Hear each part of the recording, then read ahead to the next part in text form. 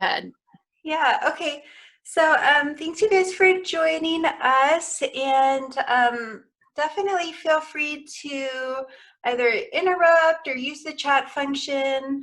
I just was planning to kind of go through some tips that I have about writing clinical research proposals, especially K proposals, but I'll probably go through things for maybe like 20 minutes or half an hour, and then leave time open for discussion at the end, because we definitely prefer for these to be more interactive sessions and answer questions that you all may have as you're currently working on your proposals.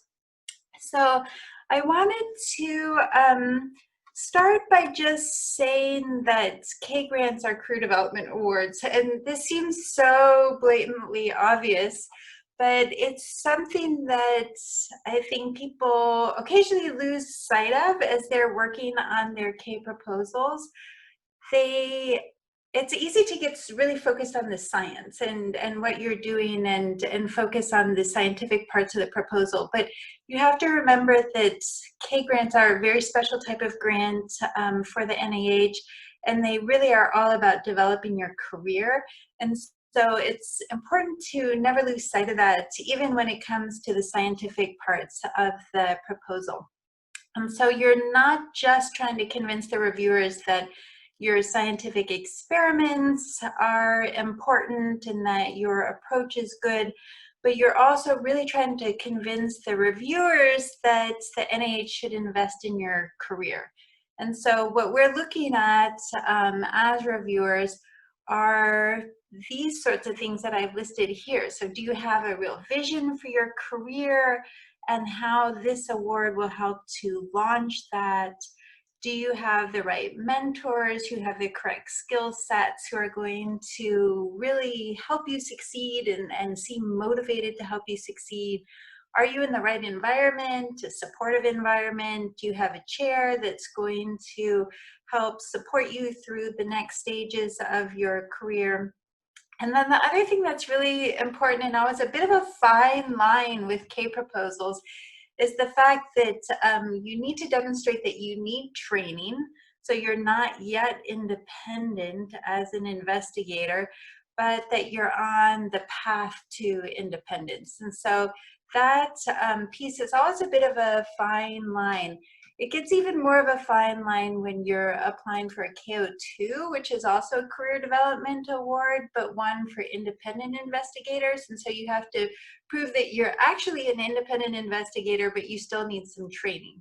And so that's just something else to keep in mind as you're putting together a K proposal. And I think it's helpful also just to think about sort of the full spectrum of your career in child neurology, your academic career, as you're thinking about your K application.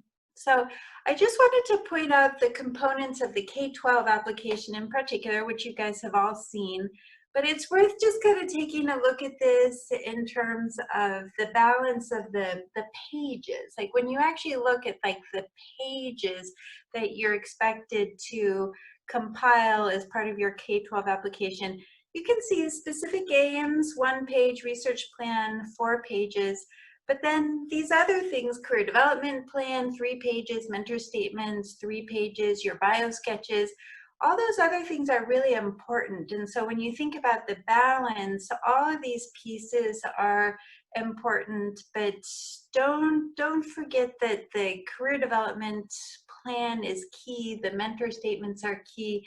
So it's really important to pay attention to all of these. I think it's easy for people to get really focused in on their research plan and not spend as much time on the other pieces. But just want to point out that when you kind of look at the balance in terms of what reviewers are looking at in terms of the scientific components versus more the career development components, you can see that they're both really important. And so you want to really put equal attention into those other pieces and not give those short shrift, because otherwise you're undermining your own application. So every piece is definitely critical, but you've probably heard over and over that you should spend a lot of time on your aims page, and that the aims page is the one page that you will write and rewrite and rewrite and rewrite. And I would say that that's absolutely true for a K application as for any other grant application. That the aims page is still really key, because that ultimately frames your whole application for the reviewers. And when you think about how NIH grants are reviewed, if you guys are familiar with that, in general, you have some primary reviewers that will read the whole thing. And then there's this whole group of reviewers that are part of the study section, and this is true for the K-12 as well. And the rest of the reviewers are going to, they have their primary grants that they're assigned to, and then they look at all the other grants more superficially. And so they'll often focus on the aims page. And so those aims pages then really do kind of frame the proposal for the other reviewers who are also scoring your grant. So it's definitely important to pay a lot of attention to those aim pages for sure, and get lots of advice on those aims pages, and don't feel badly if you revise those a dozen times over. I still spend most of my time on my aims pages more than anything else. So, but the other thing just to keep in mind with the K applications in particular is that, again, because this is a career development award, the aims should not just be scientific, but also related to career development. And so on that aims page, if it's a pure research proposal, your aims are all just scientific. But in a K proposal, your aims page should also allude to your overall career development and how this proposal is going to help you achieve your goal. That's a career goal. And so make sure to mention that in your aims page as well. Still, the bulk of the aims page is going to be scientific, but often at the end there should be a few statements about how achieving these scientific aims with this project will also help you towards this overall career development aim. So make sure to mention that. So I also just want to kind of pause for a moment, since I'm specifically talking about clinical research, to just say that being a clinical researcher means different things to different people, and there are many different sort of modes of clinical research. And so I tend to kind of break it down into sort of this spectrum between the academic clinician versus the clinical scientist. And so when I say the academic clinician, there are a lot of people that are doing important work that are predominantly clinical. And so they might be 75% clinical and maybe 25% academic.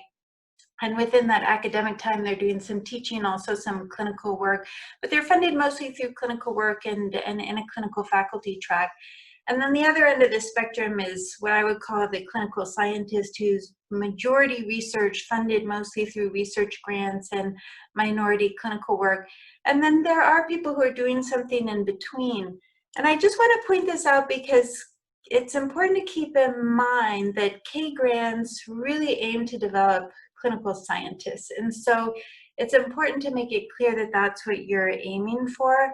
Sometimes I've read some proposals where it seems a little bit murky what people have in mind when they talk about being a clinical researcher. And, you know, are they really intending to have the bulk of their efforts through their academic career be research related? And so it's good to be very explicit about what you mean when you say that you want to be a clinical researcher.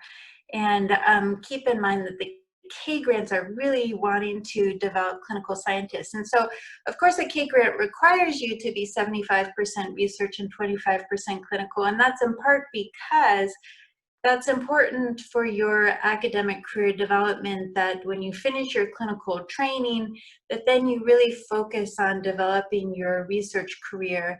And then often over time, that balance might change for somebody who's a clinical scientist. Their research component might decrease a bit, maybe closer to 60% research or 50% research as they take on other tasks. But certainly at the beginning of your career, you want to be majority research focused if you're applying for a K grant, and that would be kind of your goal for at least, you know, the first like 5 to 10 years of your career, that you would want to indicate that you intend to be predominantly research effort.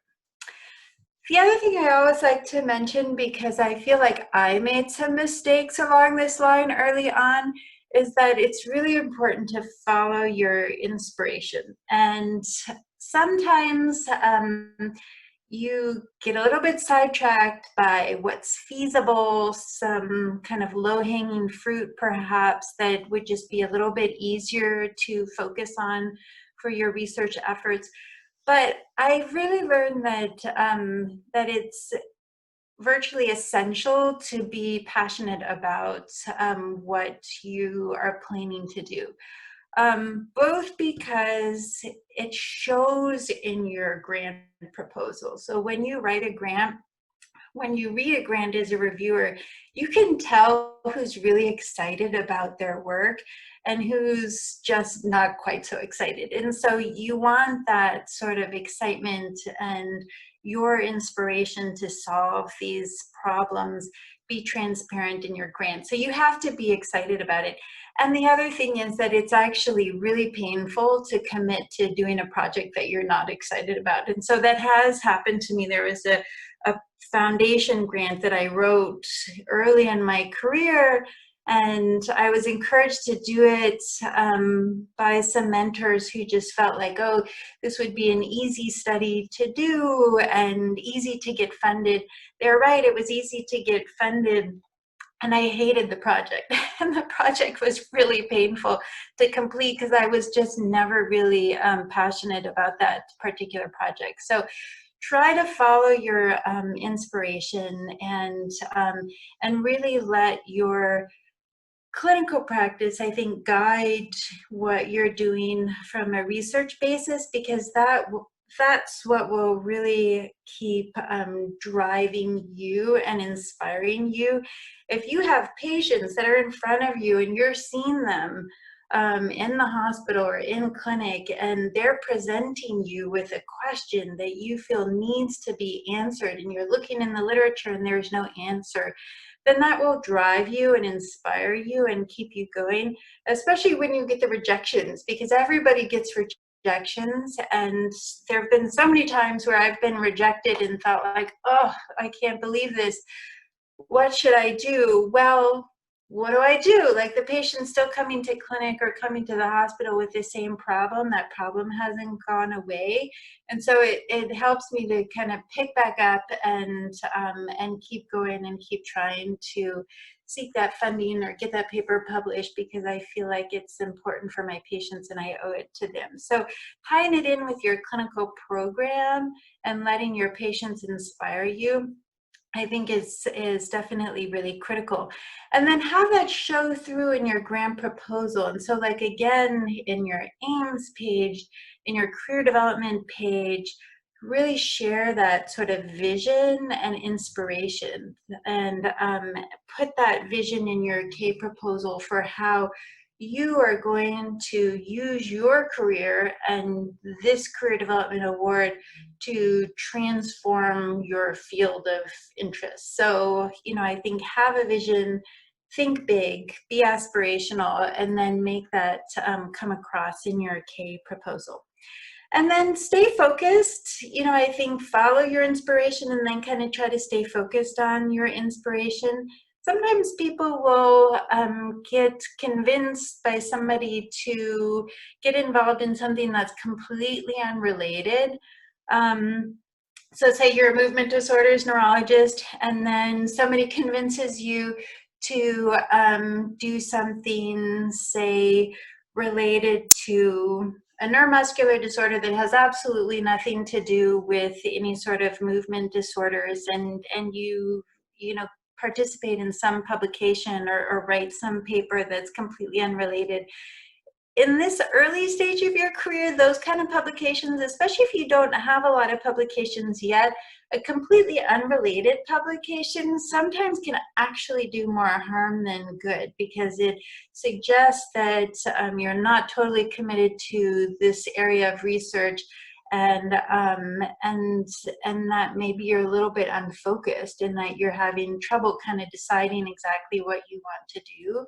So be mindful of that. Sometimes people feel like any publication is better than no publication at all, but I think that's not always quite the case. Some unrelated publications can actually be a little bit of a red flag to a reviewer. So keep that in mind, and don't forget that you can say no to things. It can be hard to say no, especially if the person who's asking you is somebody that you really respect, and they're asking you to write a review article or something like that. But you can tell them that you got the advice that you need to stay focused, and that you shouldn't write that review article about something completely unrelated to your career goals. So the other thing that I think is just important, again, like, this is a career development plan, so, or a career development proposal with a career development plan. So really be thoughtful about this. And I do feel like when you're writing grants, you should think of it as an opportunity to really do some self-reflection, and really decide what's important to you and what you want to pursue. So don't think of writing a grant as just like an exercise to get money. Think about it as really an opportunity to sit back and think about what you want to do with your life.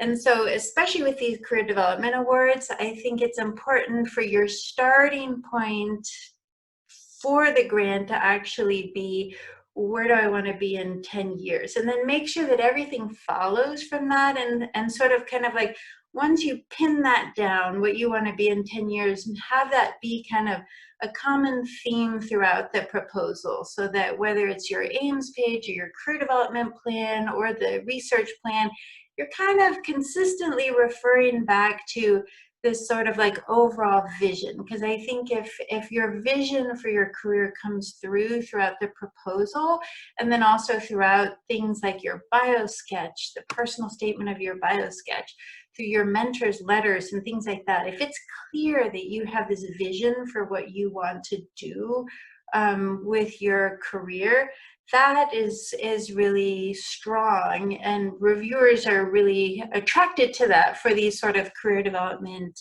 proposals.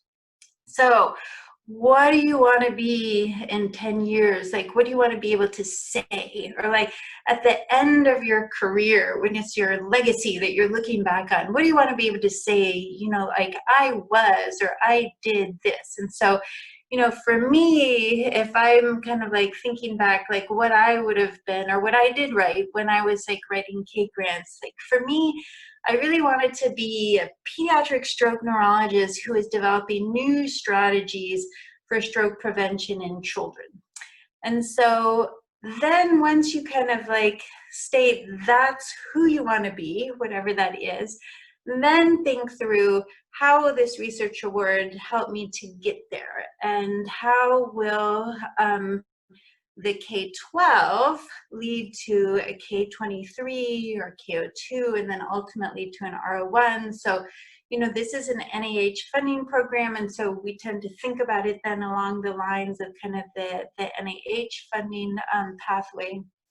And then really try to make that clear throughout the K proposal. And so for me, since my ultimate goal was actually to develop strategies for secondary stroke prevention in children, my initial goals then for my early stages of my career were around identifying predictors for recurrent stroke in children. And because this has a training component, my training then should include coursework on clinical trial design, because ultimately, if I want to do secondary stroke prevention in children, it would make sense for me to do some basic sort of mechanistic work, understanding risk factors, and then ultimately do a clinical trial for stroke prevention. So I'm going to do the epidemiologic work I need to do with my research project, and then the training will also set me up for my long-term goal, which would be to do some stroke prevention clinical trials. So that's what I mean about kind of like pinning down your 10-year goal, where you want to be in 10 years, and then having everything else kind of feed into that in sort of a consistent way. So get that training while you can. Whatever you need to do now that will make you a better candidate for your R. So once you get beyond the K proposals and then you're on, you're proposing research proposals like the R01s, you no longer have that training option. So you actually want to be really thoughtful about what kind of training you can do now while you're on your K award. It's kind of a special time. You're done with your clinical training, and now you can really focus on the additional research-related training that you need to lay that groundwork for the research proposals that you would be writing in the future. And then while you're doing all of this self-assessment and kind of coming up with your own plan for your K award, I think it's a really good time to be meeting with your division chief and department chair, sharing this vision with them, inspiring them, sharing your inspiration, showing them that you're a really inspired young faculty person. And then also that's a good time to determine whether your plan fits ultimately with their vision for the division and the department. Because again, as you're thinking about your long-term plan, you also want to know, are you in the right environment for that? Does your plan fit with the vision that the chair has for your department? So it's just a good opportunity to, while you're thinking about your career goals, to then go communicate that with the leaders in your program. So so stay connected with them, and again, see this as an opportunity. So, and like I said, propose the training, get the training. One thing that kind of will come across sometimes with clinical research proposals in particular is a little bit of this assumption that by going to medical school, you would kind of know how to do clinical research. But many medical schools don't specifically train medical students to perform clinical research, and it's actually not intuitive. So if you want to be a clinical scientist, you should say that you need training in clinical research.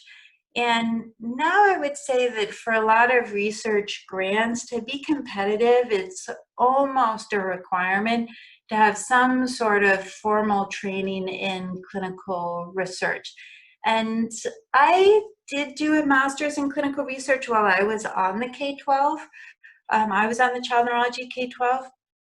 And I found that every single grant that I wrote in the first like 10 years of my career, the reviewers always commented on my master's degree. And so that I could tell was important to the reviewers who were reviewing my grants, that I had that sort of formal training.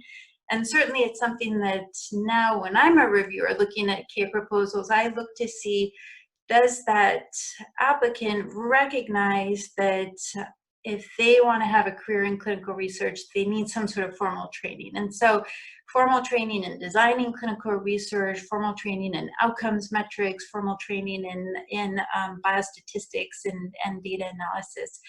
And so the other thing that will definitely be a red flag to reviewers is if they do see somebody who has a background as a basic science PhD who's now proposing to do a clinical research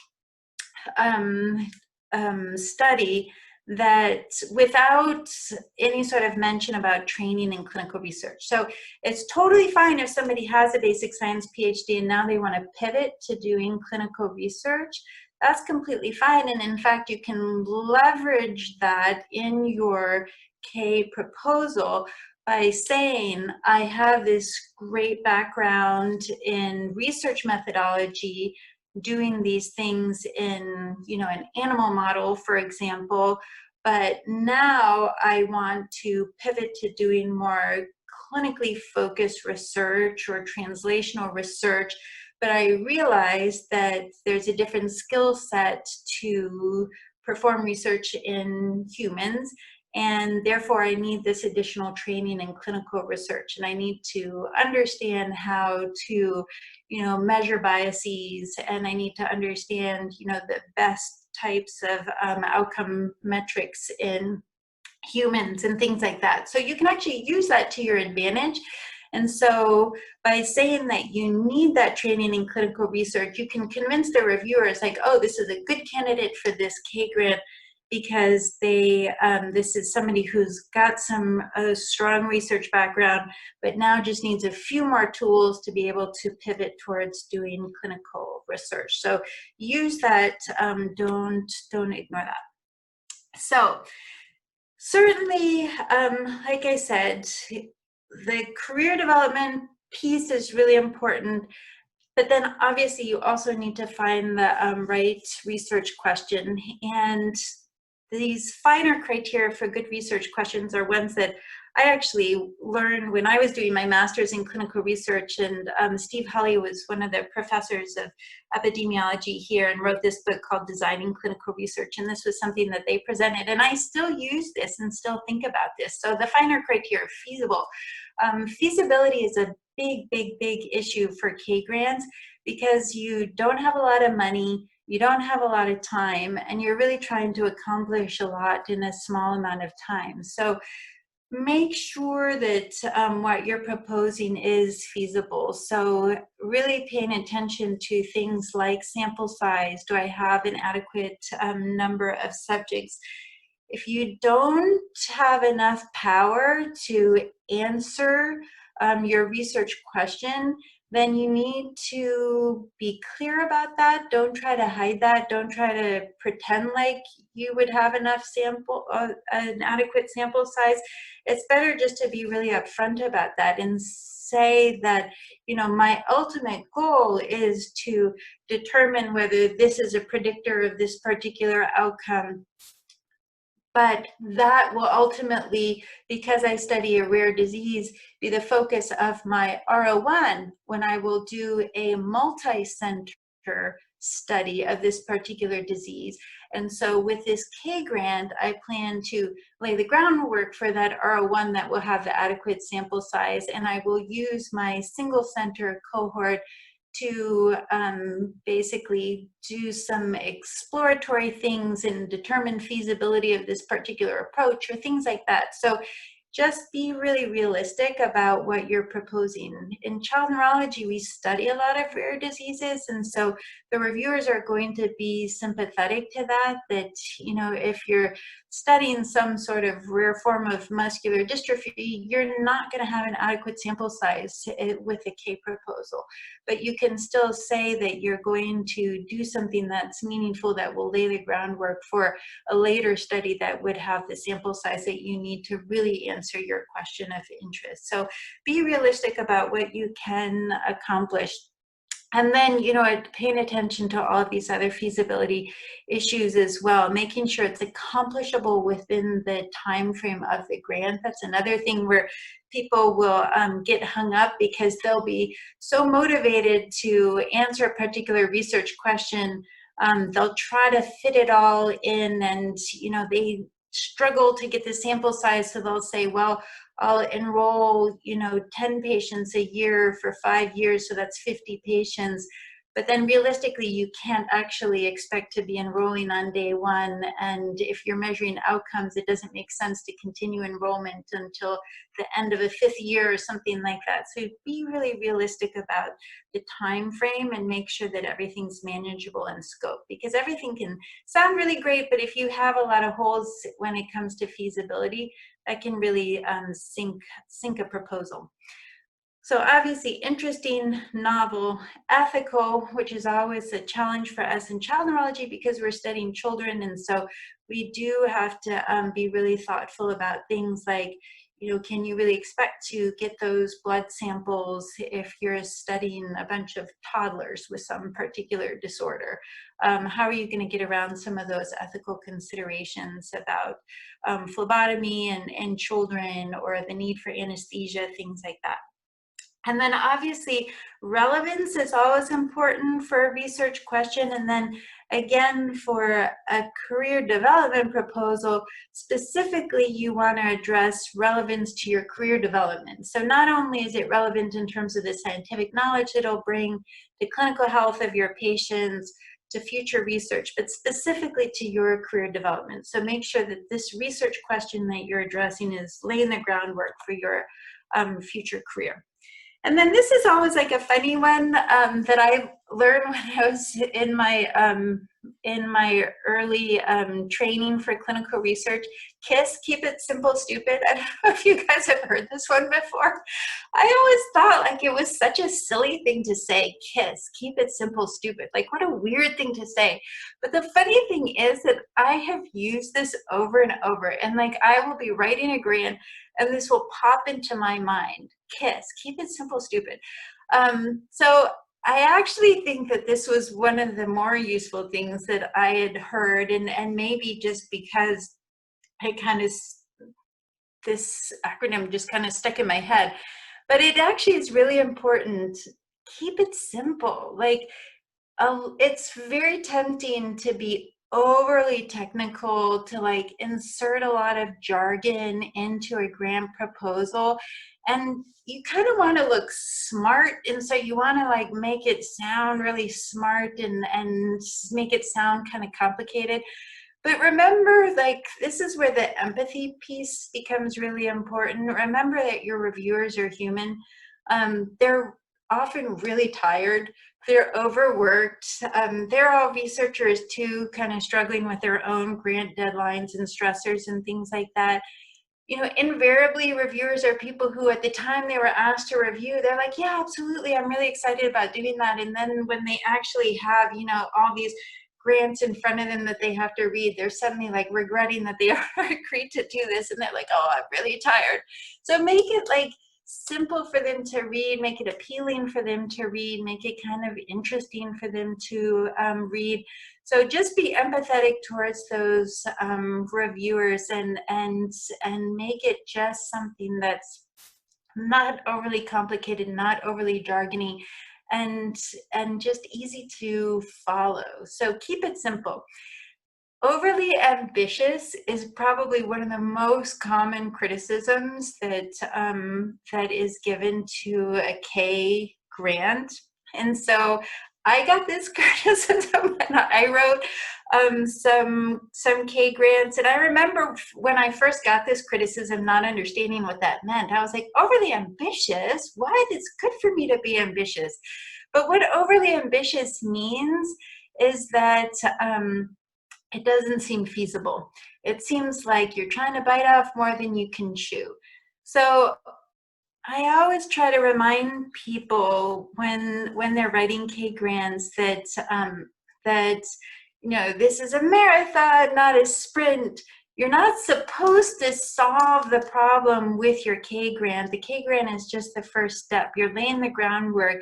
You should be tackling the low-hanging fruit and then saving the hard stuff for your future directions. And so this again gets into some of that stuff about feasibility and sample size and things like that. So don't pretend like you're going to solve a problem that's vexed the field for the last 10 years with your K grant.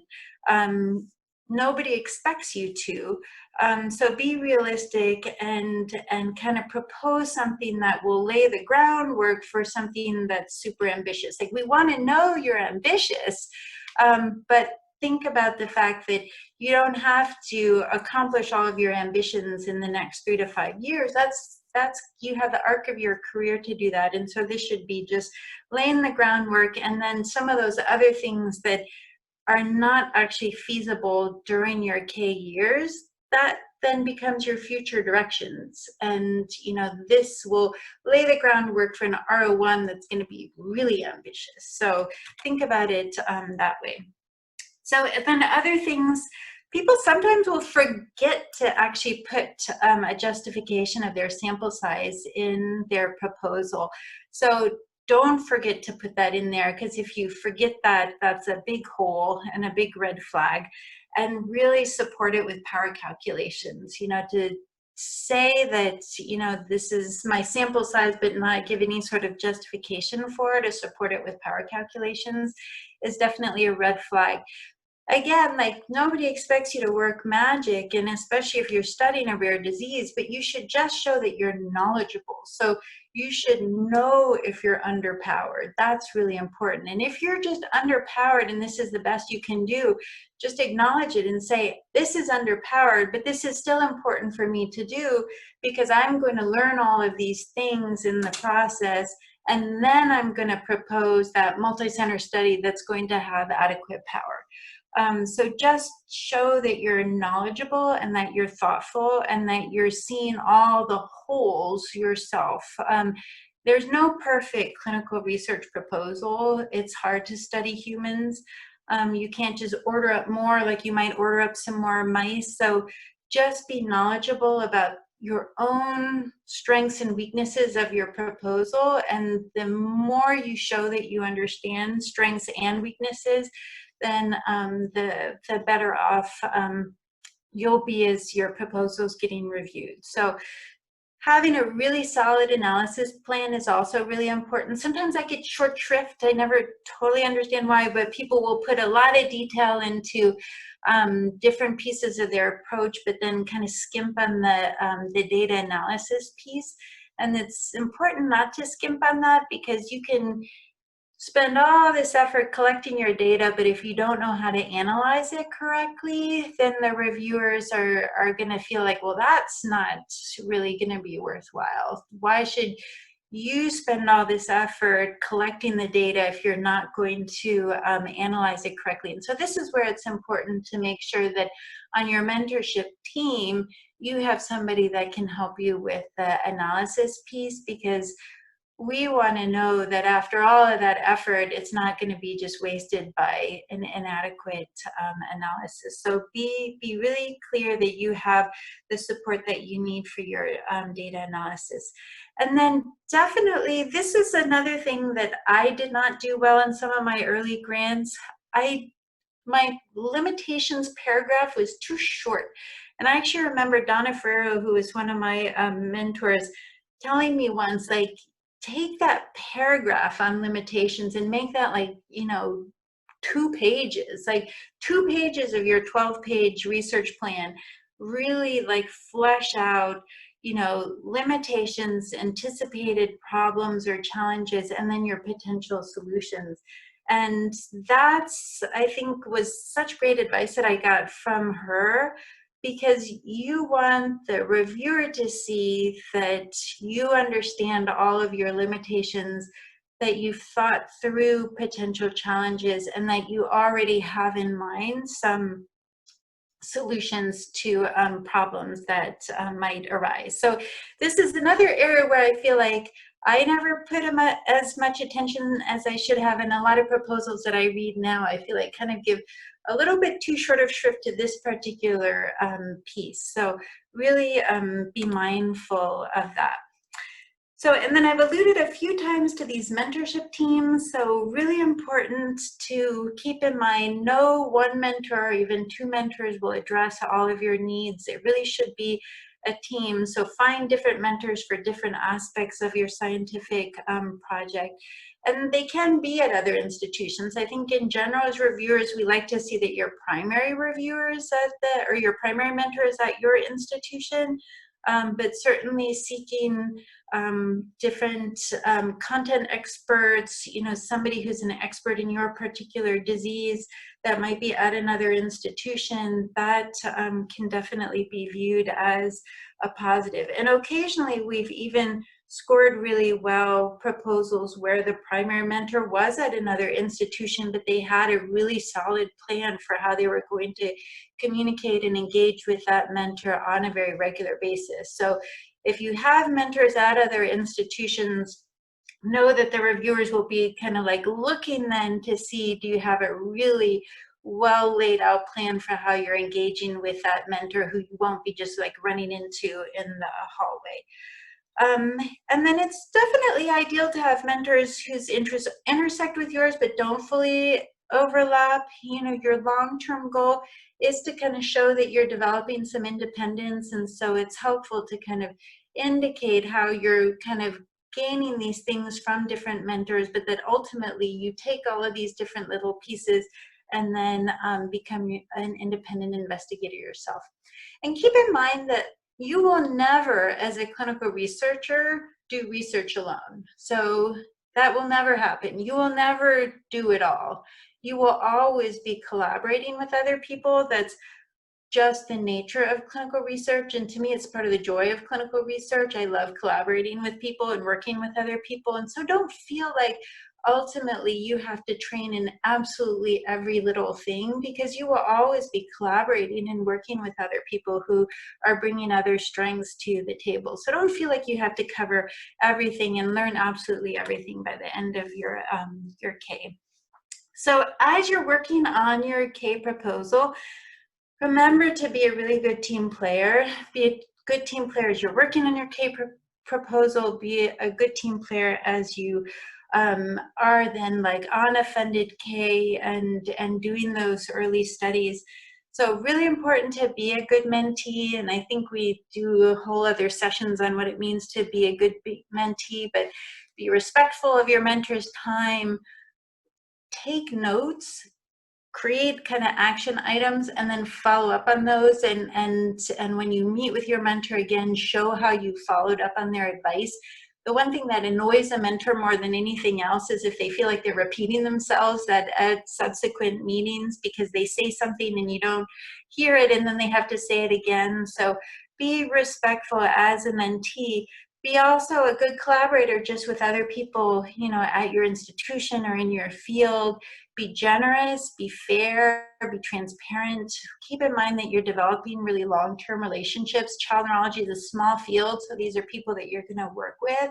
So be generous about authorship when you can, and you know, kind of including other people, thinking about how you, even as a junior person, can support somebody else's career, maybe another junior person's career that you're collaborating with. So, you know, be a good collaborator. And this actually serves you well with your own grant proposals, because then, you know, your mentors and collaborators are important for your future work. Like I said, you'll never be doing this work alone. You'll always need collaborators. So you want people who will want to work with you in the future, and then also to have their delight in working with you reflected in the letters of support that they're writing. So this can actually be quite clear when you read the letters. Like you can tell who's really excited to work with you and or work with the applicant, and who's like not so excited, that they're kind of like, you agreed to write this letter of support, but I'm not really that excited. So be a good team player, and that'll really serve you well in the long run. And then definitely pay attention to details. Read those grant instructions super carefully and really early, and read them over and over and over and over. These review criterion, like often they're really detailed in an RFA, like a request for applications. But they're basically like almost like telling you like the secrets, like this is what the reviewers are looking for, and this is what they want you to say. And so you want to pay a lot of attention to that, and even just pick out the language that's in there to make it easy for the reviewers, because then the reviewers are basically looking for these criteria in your proposal. So you want to make it easy for them to find, because again, they're tired and they might miss something that you've written.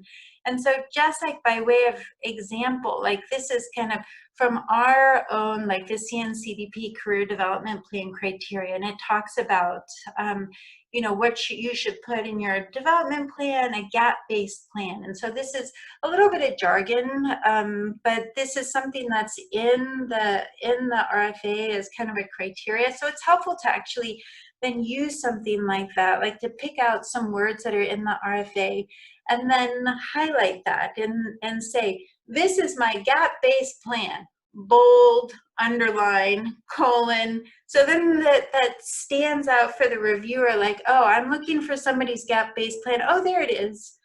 So make it easy for the reviewer when you're kind of looking at these different criteria.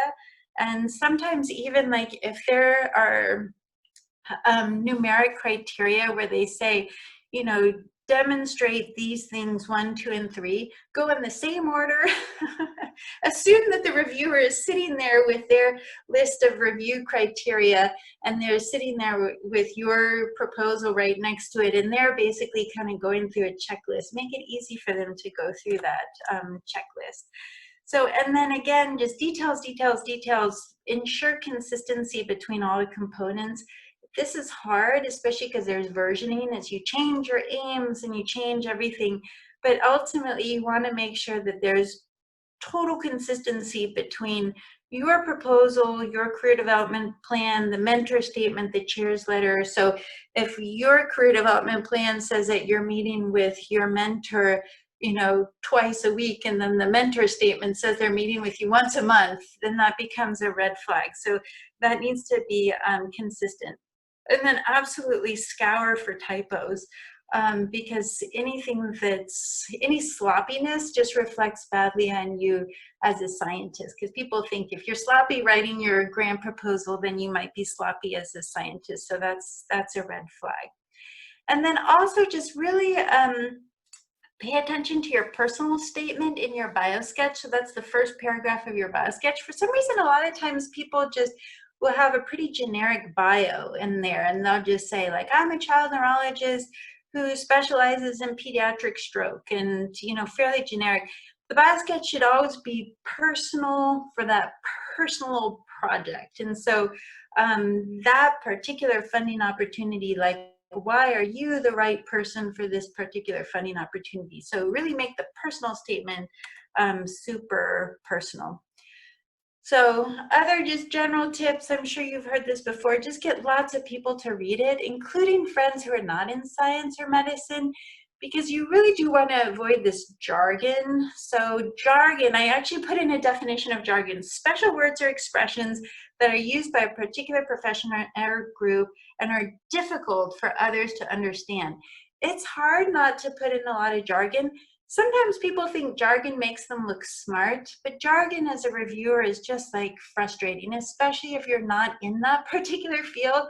And when you're writing K grants, you have to assume that the other people reviewing your grants, they might be child neurologists, they might be adult neurologists even, they might be neuroscientists. They're different reviewers, but they're not going to be experts in your subspecialty. And so if you use a lot of jargon, say that's like just going to be understandable to like a functional imaging expert, but, you know, somebody who's an epidemiologist and has no background in that is not going to understand, then it just kind of frustrates the reviewers, makes the reviewer feel kind of stupid, like, oh my God, should I know this? And I don't. So you don't want your reviewer to like read your grant and feel like self-doubts. You want them to like read your grant and be excited about it and happy as they're reading it. So again, kind of that keep it simple, stupid thing. And then the other thing I always try to do too is put aside my grant after I've written it, put it aside for a week or a couple weeks so that I kind of forget about it. I probably have a bad memory. And then I read it again and I'm like, oh my God, like, what? Why did I write that? What? That doesn't make any sense. And so like, I find that if I write it at the time, it totally makes sense to me. And I go back to it and I'm like, oh my God, that makes no sense. So go back to it and reread it after kind of putting it aside for a bit, and that helps you in terms of kind of that clarity. And then, like I mentioned before, make it visually attractive. Lots of just like some white spaces. It shouldn't be super dense. Add some figures, some flow diagrams. Again, kind of make it friendly for your reviewer. And then after all this work and putting together a really great proposal, just expect rejection. In your research career, you'll receive more rejections than acceptances. That is absolutely true. And you ultimately have to be thick-skinned. Read your reviews, put them away for a few days. Don't make any decisions on your first read of your reviews, and then go back and decide on next steps after you've had a couple days recover. Invariably, I find I read the reviews and I'm like, those horrible people, how could they say that about my grant? And then I go back to the reviews a few days later and I'm like, oh, that wasn't so bad. Why did I think that that was so negative? And the positive things start to kind of like bubble up more, and the negative things don't seem quite as blooming and obvious. So put away your reviews for a couple days and then reread them before coming back to them. And then just don't give up. So if your patients need a question answered, then you owe it to them to keep figuring out how to get an answer. And so persistence is just ultimately so important here. And that's why, again, it just really helps if you know that that's an important research question and you're inspired to solve it, and these are your patients that you're taking care of that need that research question answered, that helps you to get through these rejections and helps you to kind of stay motivated to keep moving forward.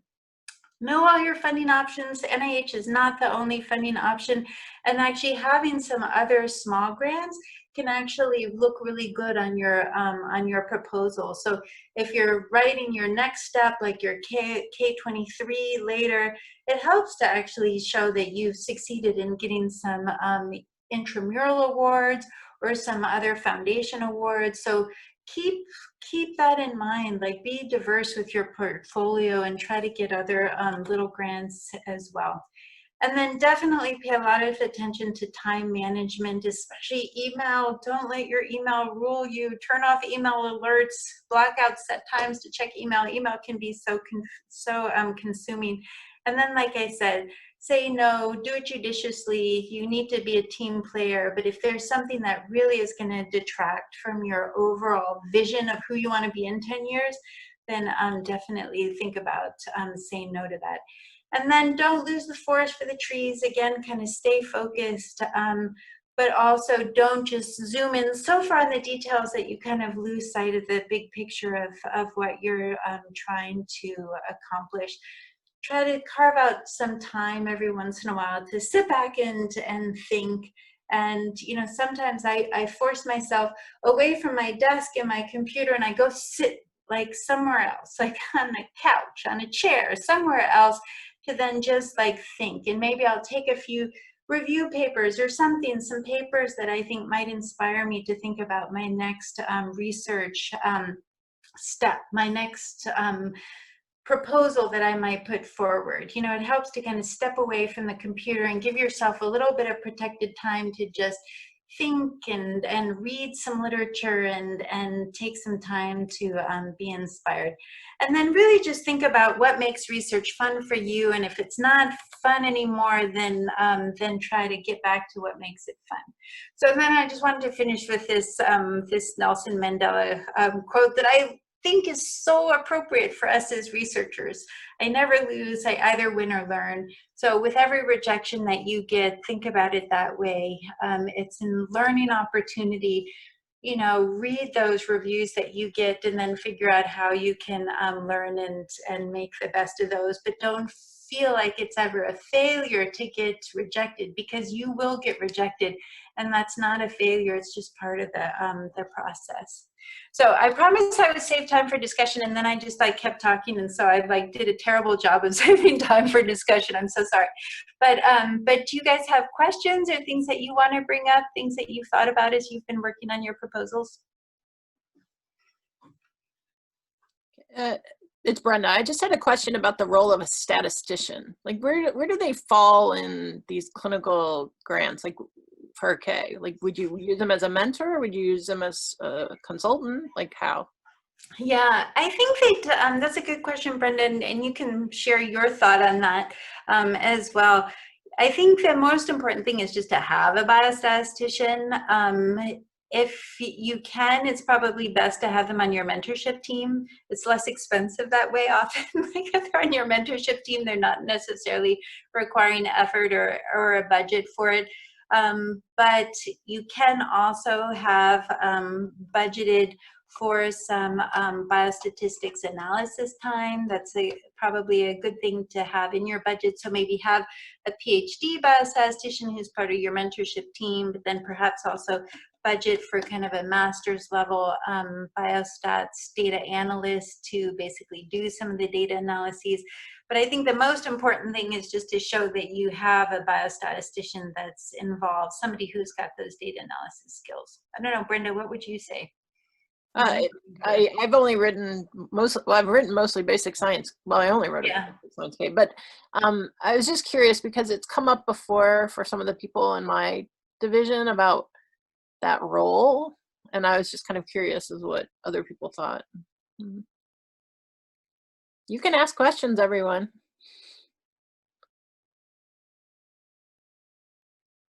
They're all on top of it, I guess.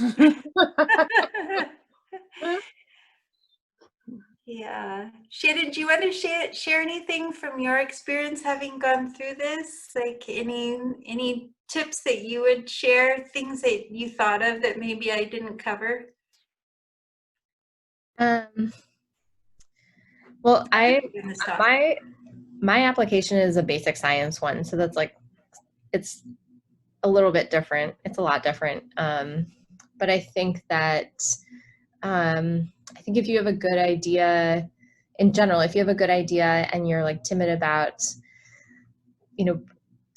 applying, you should apply, because I think that, as long as you have the time to sort of flesh out and think through thoughtfully what you want your application to look like, just because you get really, really valuable feedback too, just from the whole process. Yeah, this year it is going to be virtual as well, so I'm sure you've already figured that out, but it is going to happen, and it will be a retreat, so we hope there'll be a lot of good learning and feedback. So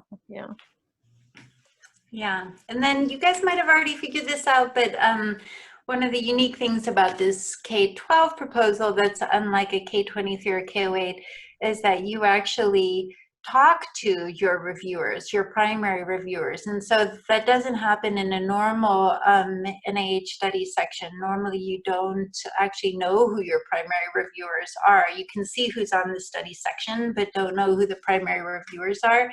But with this K-12, we always have the reviewers meet with you during the process to have the opportunity to directly ask questions that they had after reading your proposal, and to also have you have the chance to verbally say and explain why your research is important. And I guess one other thing I'll mention too, that some advice that I had heard before, is that your Ames page should be kind of like your elevator pitch.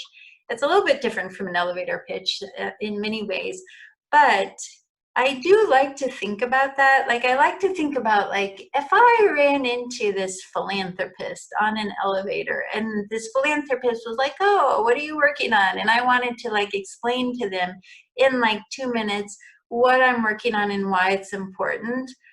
That should come across in your Ames page. And so whatever those key things are that you would say in an elevator pitch, you want to make sure that those things come through in your Ames page.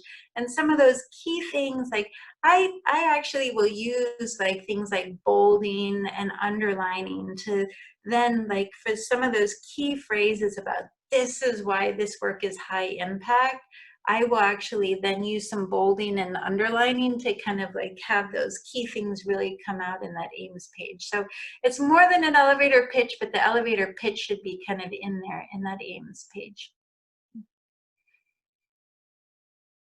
Hi, this is Danielle. I have a quick question.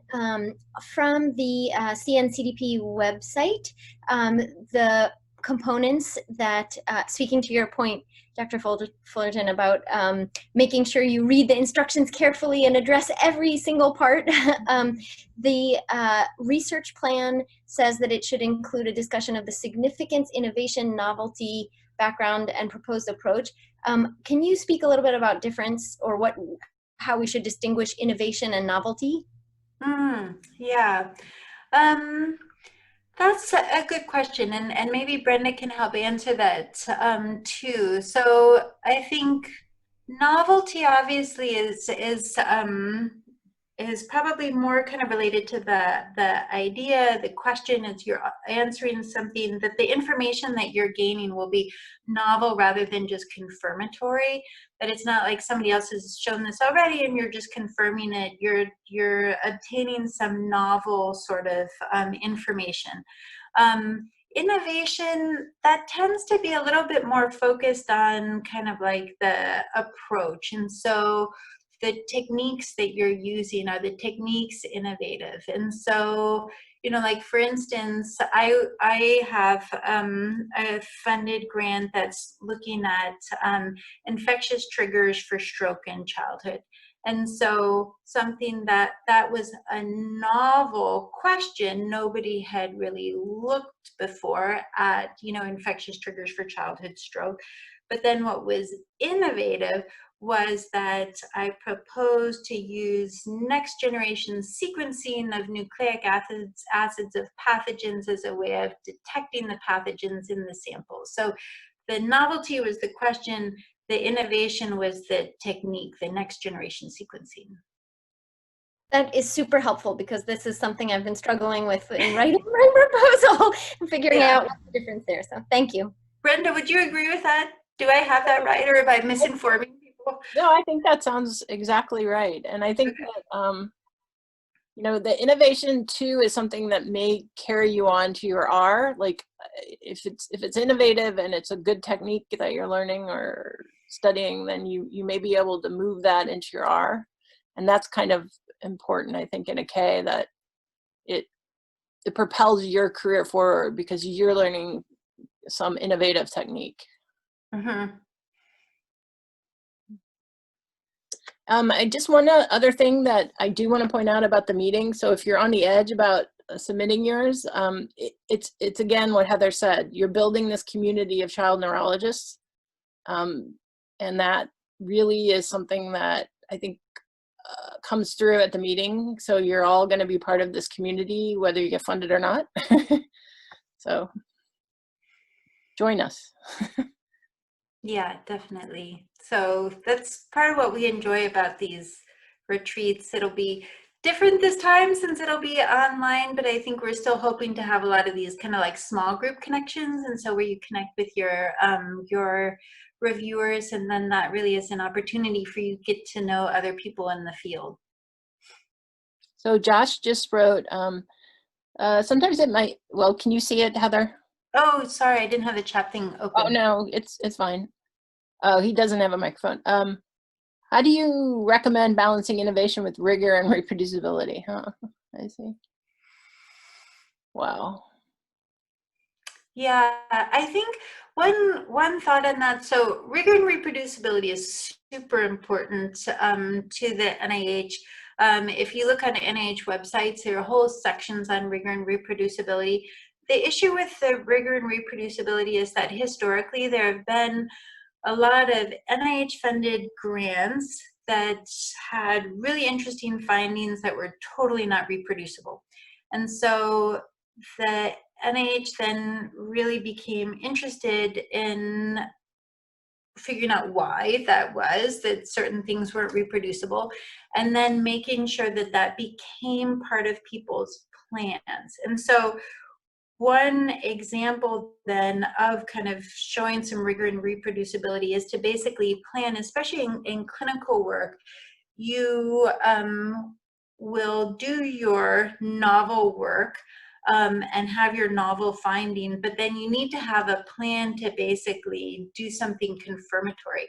And so this is where we talk about derivation cohorts and validation cohorts.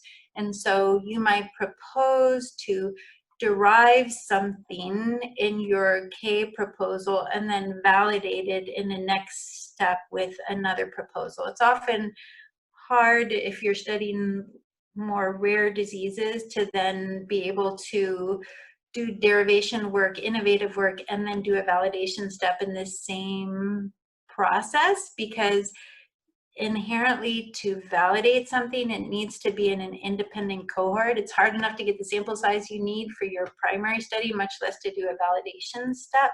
But then that needs to be something that you talk about.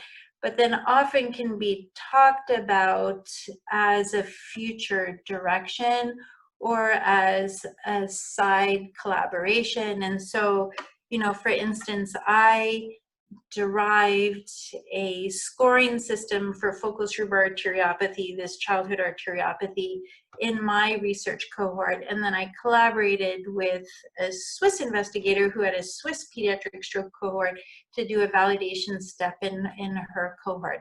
So addressing that in your future directions can be really important, and it shows that you're really thoughtful. Like if you talk about rigor and reproducibility in a K proposal, that basically would be like a great sign of like maturity as an investigator to know that that's something that's important that you need to address. And so to kind of say, in my next step, I will validate this, that actually can help to address that while still being feasible.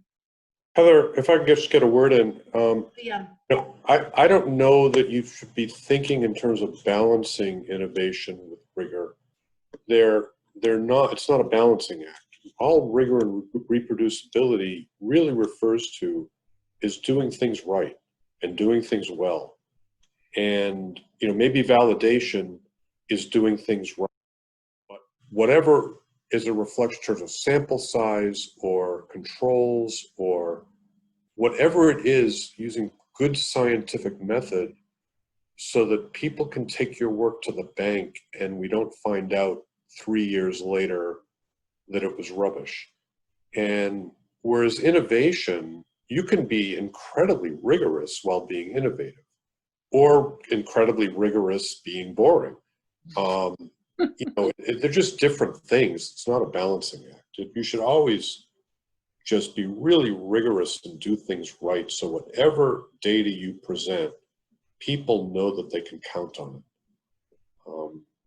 I'm wondering if one of Josh's concerns was also not even just reproducibility, but also, I mean, sometimes the innovative projects, they're innovative because people haven't tried that yet, which means there's a higher risk that you're going to come out with a big fat nothing to show after 2 to 3 years, and how to convince people this is a really cool idea that I can definitely really do. No, really, you know. But so the reproducibility part of that is that when they do the same experiments in the same way, they come out with a big fat nothing also. And, Yeah. you know, reproducibility, we're trying to move away from that term. NIH glommed onto it and is keeping it. You know, reproducibility, you can reproduce bad data too. That's sort of not the point. You know, the idea with reproducibility is that if you do things in the same way, you get the same results. But, you know, it's really about when you present data, can people count on it or is it wrong? It doesn't matter whether your ideas are right or wrong. It's about the data. You know, if you do it over and over again, you get the same data. And for those of you who haven't opened the chat function, as I hadn't, open the chat. Steve Korn made a couple other points in the chat, including the importance of making sure that the personal statements for the mentors is also personalized. And that's a good point, because that's often generic, that the mentors will submit bio sketches that just say something generic about what type of investigator they are. And so feel free to offer to modify those personal statements for your mentors. And they, I'm sure, will take you up on that if they don't make it personalized themselves, because that personal statement of their bio sketch should really talk about their experience as mentors and why they have the right skill set to be your mentor on this K grant. So that's a good point, that's really important, that those mentors' bio sketches also be personalized. Thank you, Steve, for mentioning that. Steve, anything else that? Yeah, I just want to say something that is probably not going to be useful, but I'll say it anyway, because we're going through, we're heading towards council after the review, and we're looking at all the summary statements once again. And, you know, we read lots and lots and lots of summary statements. And Heather, I think everything you said was spectacular. I thought it was, and everything's right on. And what's so hard to get across is that the goal is to be clear. And to be clear with the reviewers, you're not trying to hide anything. You're not trying to massage anything. It's not, you're not on TV. It's reviewers are constantly criticizing applications because they really just don't understand the point you're trying to make. How does the career development plan relate to the research? Why are you taking that course? You know, Heather talked about using a gap-based plan, which you absolutely should do, but don't say you have a gap-based plan and then not give them a gap-based plan. And make sure the gaps you're filling in are what you need to be able to do this research, and explain to the reviewers why you're doing what you're doing. And the fault with the aims over and over again is these vague aims. I'm going to assess something. I'm going to look at something. I'm going to evaluate something. So what are you going to learn? What are you going to do? You're going to assess something. Hey, I'm going to take a look. And you really want to be clear in absolutely everything you write. Tell the reviewers what you mean. What are you talking about?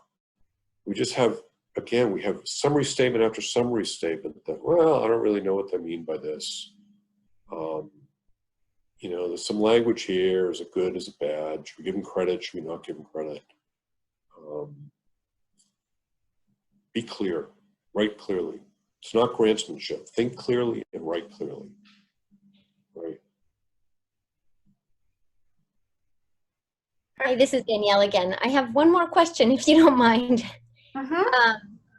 Regarding the current draft that I have for my career development plan, actually has the, I appreciated Brenda Porter's webinar a couple months ago about what to include in a career development plan and taking that gap-based plan approach. And so I actually made the majority of content in my career development plan within a table where each row is one of the gaps, and then the columns are what I plan to do and how the mentor would support me through that.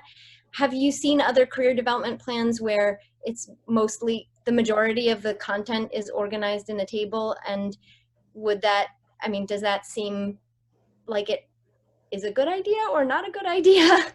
Yeah, to me that sounds like a great idea. I think I've seen some that have done it that way, and I always like it because to me it's very clear and easy to follow, because then I can just kind of look across the line, gap solution, gap solution, gap solution, and so it does make it easy to follow. So I like that.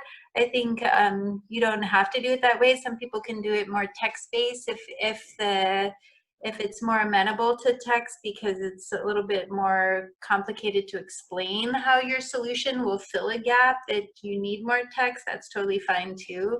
But I think, you know, any sort of strategy for just making it super clear, this is the gap, this is the solution, this is the gap, this is the solution, that's helpful for the reviewers. Thank you. Of the example grants that I've read, I hadn't seen any like that, so I wasn't sure if that was too unorthodox of an approach to take. Thank you. Yeah, no, I like that.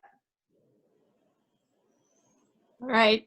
I guess we're going to say goodbye until we all see you at our virtual meeting, perhaps. But I don't think we have one set up for August, a webinar right now. And I was thinking about letting you guys work on your proposals, and then we'll start up again after the meeting. If I come up with something that's burning that we need to talk about in August, I may set up a webinar, but right now we don't have one for August. So everyone take a vacation and write your grants.